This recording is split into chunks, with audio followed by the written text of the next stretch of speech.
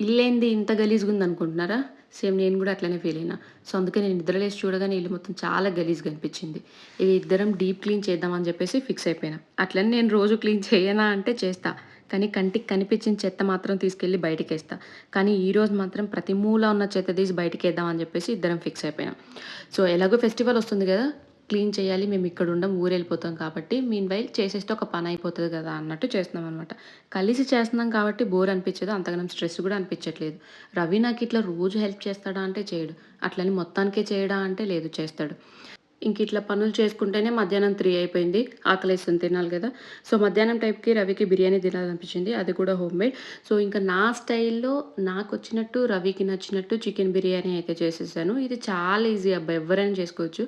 మీకు రెసిపీ కావాలి అంటే do let me know in the comment. బయట ప్లాన్స్ ఏం లేకపోయినా ఈరోజు బాగా యూజ్ అయిందనిపించింది. హౌస్ మొత్తం క్లీన్ అయిపోయింది మంచిగా.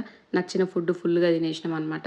ఇది మొత్తం రవి నీట్‌గా క్లీన్ చేసేసిండు. ఇప్పుడు మేమున్నదైతే ప్రస్తుతం 2 బీహెచ్‌కే అనమాట. ఈ రూమే మేము ఎక్కువ వాడతాం. ఇంకొకటి అంతగనం వాడం గానీ, ఇప్పుడైతే నేను వీడియోస్ కోసం వాడుకుంటున్నాను.